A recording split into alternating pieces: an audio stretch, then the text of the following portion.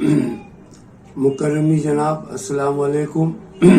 जैसा कि हम देख रहे हैं कि मुल्क में एक ख़ास नज़रियाती बहरान से गुजर रहा है और ये नज़रिया फासिज्म के नज़रिए के मुताबिकत रखता है। मुल्क का हुक्मरान तबका चूँकि एक ख़ास नज़रिए पर कामज़न है, उसका मकसद मुल्क में मनुस्मृति की बुनियाद पर कवानीन नाफिज करना है, जिसमें गलतियों, दलितों, आदिवासियों, पिछड़ा तबका के लोगों के हकूक को छीन लिए जाएंगे और उन्हें बेसहारा मजबूर राम भरोसे छोड़ दिया जाएगा, ताकि वो और उनकी आने वाली नस्लें उनको मनुस्मृति को लागू करने वाले लोगों के खिलाफ खिदमत करती रहे।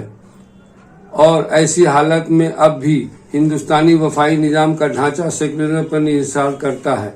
फिलहाल मुल्क के कई रियासतों में सूबाई इलेक्शन भी हो रहे हैं। चूंकि हमारा ताल्लुक मगरबी बंगाल से, इसलिए हमारी जिम्मेदारी ज़्यादा हो जाती है। एक ऐसी शख्सियत ममता बनर्जी की शक्ल में जो अवाम के दिल की हर दिल अजीज लीडर है और मुल्क की एक खास ताकतवर मंजिल हुकूमत से आंख में आंख डालकर बात करने की हिम्मत रखती हैं। ऐसे में हम तमाम लोगों को ये सोचना है कि हम इकलियती के लोग खास तौर से इलेक्शन में बढ़ चढ़ कर हिस्सा लेना चाहिए और हर मुमकिन तरीके से ममता दीदी की मदद करनी चाहिए। एक एक वोट अपने दोस्तों का, करीबी रिश्तेदारों का ममता दीदी के हक में दिलवाने का कोशिश करनी चाहिए। एक मंजिल साजिश के तहत बीजेपी और आरएसएस मुल्क की अनान हुकूमत पर जोर जबरदस्ती बेईमानी से काबिज होना चाहती है और मुल्क में बस रहे तकरीबन 80% अवाम, जिनका ताल्लुक दलितों, आदिवासियों, पिछड़ा तबका उन पर मुनहसर है, मनुस्मृति की बुनियाद पर उन्हें गुलाम बनाकर उन तमाम तबकों को जुल्म ज्यादती करना चाहती है। उनकी सांस भी लेने पड़े तो ये उनसे इजाजत लेकर सांस ले। आज इस मुल्क में मीडिया से लेकर अखबारात की उनकी ख्वाहिश में, उनके खुशामद में लगे हुए हैं, सिर्फ अपनी मुफाद में, जिसकी मिसाल साल ये है कि मुल्क में कोविड के महामारी से परेशान हैं, लोगों की सांसें लेने के लिए ऑक्सीजन भी दस्तयाब नहीं और मुल्क का सारा इंफ्रास्ट्रक्चर बेचा जा रहा है ताकि मुल्क में किसी की हुकूमती नौकरी और इस तरह के आवाम को कमजोर किया जाए और मुल्क में बेबस लाचार लोगों की तादाद बढ़े और मुल्क दाने दाने को तरसे। इस तरह लोगों की हुकूमत के जालमाना रोये के खिलाफ कोई और आवाज उठाने की जसारत न करे।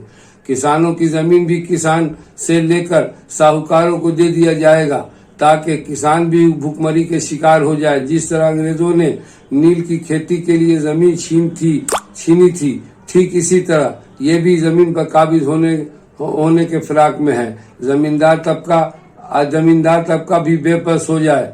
हमारे मुल्क हिंदुस्तान में जब भी किसी जालिम हुक्मरान ने जुल्म किया है तो इस मुल्क के अवाम, खास तौर पर हिंदू और मुसलमान दोनों ने मिलकर फासिज्म का मुकाबला किया है और बाला आखिर कामयाब भी हुए हैं। इस मुल्क के हिंदू और मुसलमान एक चना के दो दाल के तरह है।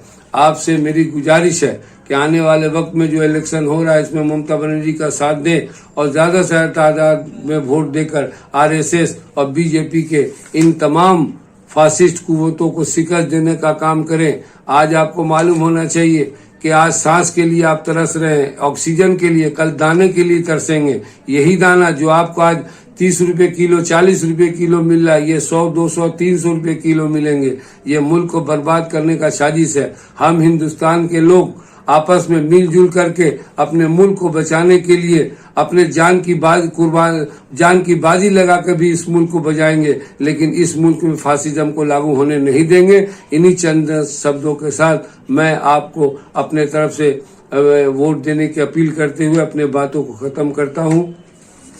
अब बहादुर महिला ममता बनर्जी जो इस मुल्क की खिदमत करने को तैयार हैं, आज इनको सहारा देने की जरूरत है, इनके शाना बशाना खड़े होने की जरूरत है और इनसे मिल करके इस मुल्क से पूरा फासिस्ट ये ताकतें बीजेपी आरएसएस को मगरबी बंगाल से भगाना है और बीजेपी को हराने के लिए वी गुप्ता को ज्यादा से ज्यादा वोट देकर कामयाब भी बनाना है। आपको मालूम होना चाहिए کہ ممتا بنرجی نے جس طریقے سے بہادرانہ نظام قائم کیا، جس طرح سے عوام کی خدمت تھی، یہ عوام کے ہر دل عزیز رہنما بن گئی ہے۔ اسی طریقے سے وویک گپتا بھی اپنے سابق ایم پی ہیں، یہ ایم پی جب تھے تبھی انہوں نے بہت سے کام کیے ہیں جو ہم لوگ جانتے ہیں۔ اس لیے وقت زیادہ نہیں، میں آپ کو ان کی پوری بات نہیں بتاتا ہوں، یہ ان کا آر ایس ایس سے کوئی لینا دینا نہیں ہے، یہ بہکاوے کی بات ہے۔ آپ کو معلوم ہونا چاہیے کہ یہ فاسسٹ طاقتیں، یہ B J P R S کے لوگ صرف ہوا میں کام کرتے ہیں، ہوا میں بناتے ہیں، بنگال کو سونا اور بنگلہ بنانے کی بات کرتے ہیں۔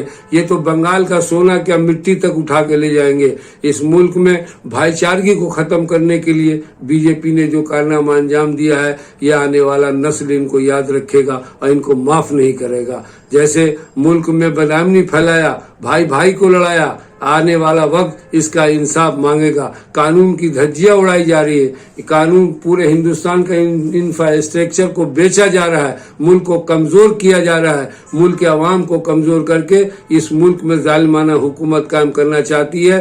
اس حکومت کا منہ توڑ جواب ہم لوگ دیں گے اور ہماری ممتا بنرجی دے گی۔ انشاءاللہ آنے والا وقت میں ممتا بنرجی پورے دیش کی ایک مہیلا، ایسی دلیر مہیلا جو وزیر اعظم کی کینڈیڈیٹ بنے گی۔ ہم یہی امید کے ساتھ آپ سے دعا گو ہے اور آپ سے درخواست کرتے ہیں کہ وویک گپتا جی کو زیادہ سے زیادہ ووٹ دے کر کامیاب بنائیں، کسی کے بہکاوے میں نہ آئے، بلکہ ملک اور ملت کو مضبوط کرنے کا ہی طریقہ ہے کہ ایک وویک گپتا کا ساتھ دیا جائے، ممتا بنرجی کا ساتھ دیا جائے۔ انہی چند شبدوں کے ساتھ میں اپنے باتوں کو ختم کرتا ہوں۔